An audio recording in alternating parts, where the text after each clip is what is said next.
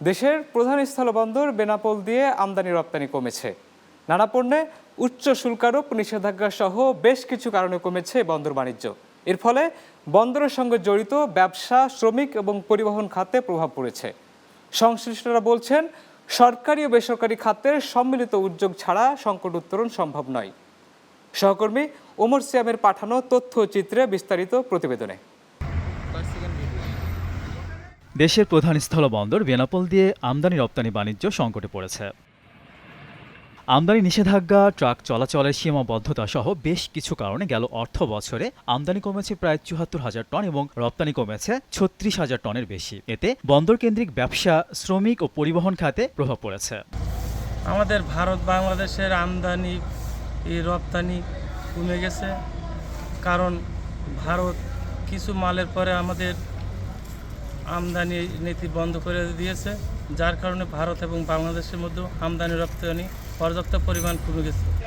বেনাপোল স্থল বন্দর দিয়ে আগের তুলনায় আমদানি রপ্তানি অনেক কমে গেছে। এতে করে আমাদের সিএনডি ব্যবসায়ীরা তারাও ক্ষতিগ্রস্ত হয়েছে, আমদানিকারকরাও ক্ষতিগ্রস্ত হচ্ছে।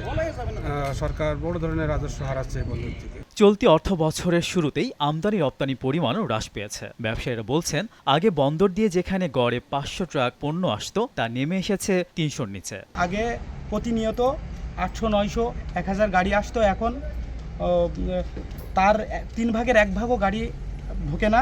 বেনাপোল স্থল বন্দরের তথ্য অনুযায়ী ২০২৪-২৫ অর্থ বছরে আমদানিকৃত পণ্যবাহী ট্রাকের সংখ্যা ছিল ১,৩২,৪৩০টি এবং রপ্তানিমুখী ট্রাক ছিল ৪৭,৩০৯টি। আর চলতি জুলাইয়ে আমদানিকৃত পণ্যবাহী ট্রাকের সংখ্যা লাখের নিচে এবং রপ্তানি কমে দাঁড়িয়েছে ২০,০০০-এর ঘরে।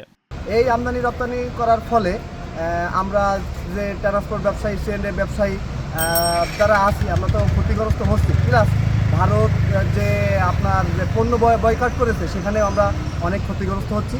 বন্দরে ব্যবসায়ীরা বলছেন, রাজনৈতিক স্থিতিশীলতা ফিরিয়ে আনা ও আমদানি বিধিনিষেধ শিথিল না করলে বন্দর বাণিজ্য আরও সংকটে পড়বে। এ অবস্থায় সম্মিলিত উদ্যোগে সংকট কাটিয়ে ওঠা সম্ভব বলে মনে করেন সংশ্লিষ্টরা।